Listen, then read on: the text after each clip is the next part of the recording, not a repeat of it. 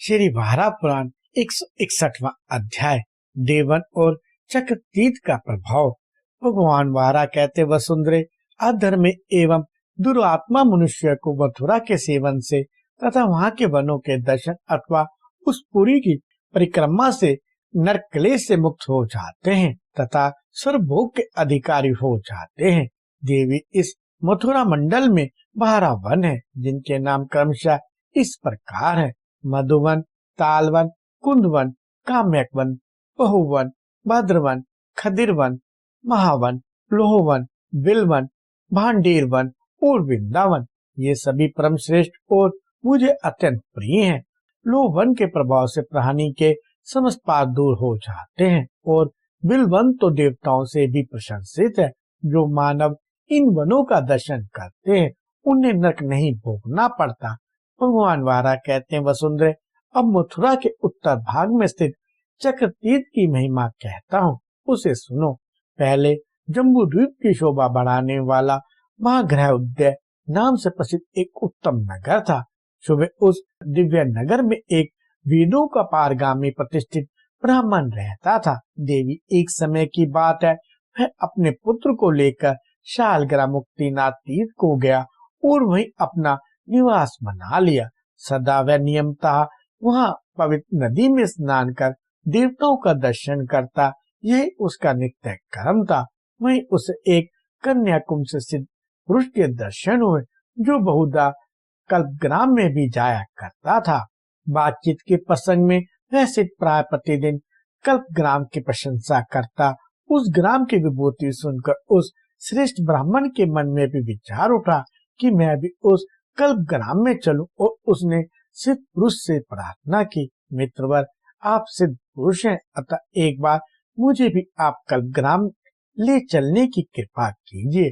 पृथ्वी, उस श्रेष्ठ ब्राह्मण की बात सुनकर सिद्ध पुरुष ने कहा, द्विजवर, वहाँ तो केवल सिद्ध पुरुष ही जा सकते हैं, सामान्य व्यक्ति का वहाँ जाना संभव नहीं है। इस पर उस ब्राह्मण ने कहा, मुझे भी आत्मयोग की शक्ति सुलभ है, अतः उसके सहारे मैं अपने पुत्र के साथ वहां चल सकूंगा।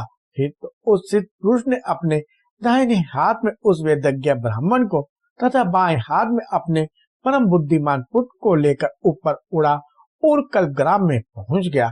वहां पहुंच जाने पर वे पिता पुत्र अब कल्पग्राम में ही रहने लगे। बहुत समय व्यतीत हो जाने पर उस ब्राह्मण के शरीर में व्याधि उत्पन्न हो गई। विद्यावस्था तो थी, अतः मरने का निश्चय कर उस धर्मात्मा ब्राह्मण ने अपने सुयोग्य पुत्र को सामने बुलाया और कहा, वत्स, मुझे गंगा के तट पर ले चलो। पुत्र ने उसे गंगा के किनारे पहुंचाया और वह भी अपने पिता के प्रति अपार श्रद्धा भक्ति के कारण वहीं उसके पास रहने लगा। भद्रे, एक दिन की बात है, देववश कान्यकुब्ज देश के निवासी उस सिद्ध पुरुष के घर वह ब्राह्मण कुमार भोजन के लिए गया। उस सिद्ध ने ब्राह्मण कुमार का स्वागत सत्कार किया और न्याय पूर्वक उसकी अर्चना करने के पश्चात उसके साथ अपनी कन्या का विवाह भी कर दिया। तब से वह ब्राह्मण कुमार प्रतिदिन अपने ससुर के ही घर जाकर भोजन करने लगा। अपने पिता की चिंतनीय स्थिति देखकर उस ब्राह्मण कुमार ने एक दिन सिद्ध पुरुष ससुर से कहा, स्वामी, आप मुझे यह बताने की कृपा करें कि पिताजी का यह कष्टजर्जित शरीर कब शांत होगा। इस पर उस सिद्ध पुरुष ने मुस्कुराकर कहा, द्विजर, तुम्हारे पिता ने अपवित्र अन्न खाया था, इसी आहार दोष से उन्हें इस दुर्गति को पहुंचा दिया है। वह अन्न अभी इनके पैरों में पड़ा है।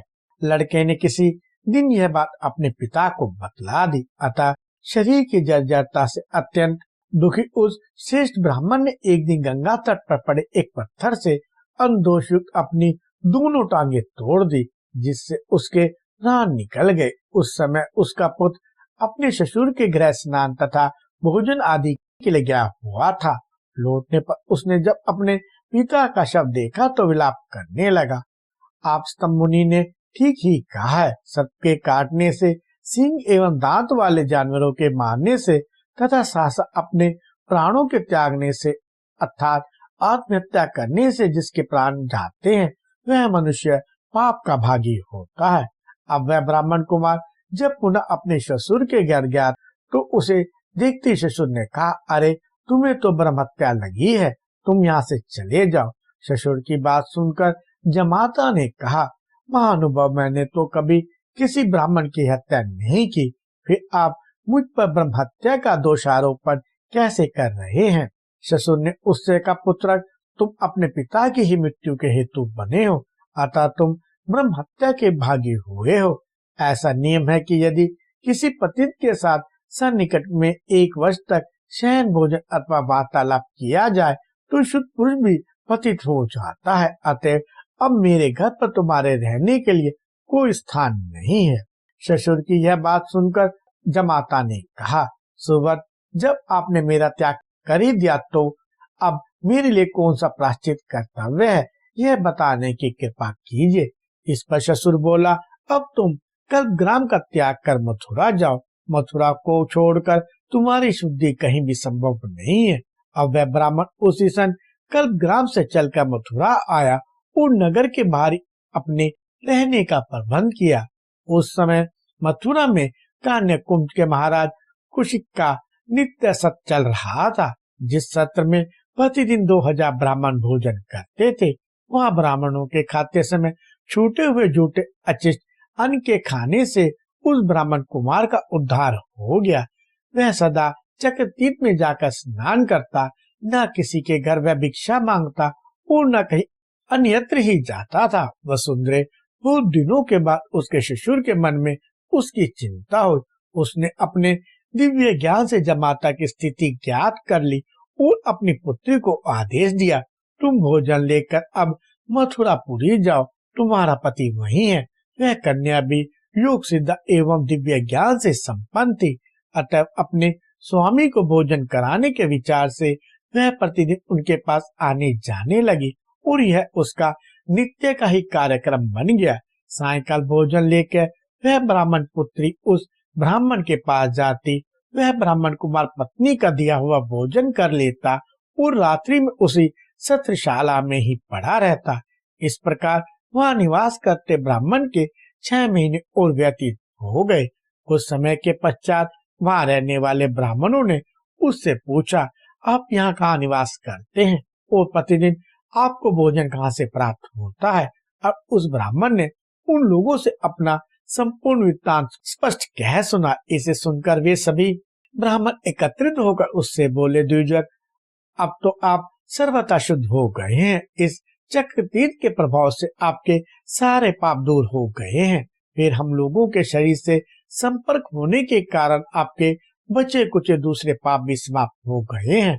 उन ब्राह्मणों की बात सुनकर उस ब्राह्मण का मन प्रसन्नता से खिल उठा। अब वह स्नानार्थ पुनः चक्रतीर्थ आया। यहाँ उसकी भार्या भोजन लेकर पहले से उपस्थित थी। उसने हर्षित मन से अपने पति से कहा, स्वामी, मुझे ऐसा दिखलाई पड़ता है कि आप अब ब्रह्महत्या से सर्वथा मुक्त हो गए हैं। पत्नी की बात सुनकर उसने कहा, प्रिय, तुमने जो कहा है उसे पुनः स्पष्ट करने की कृपा करो।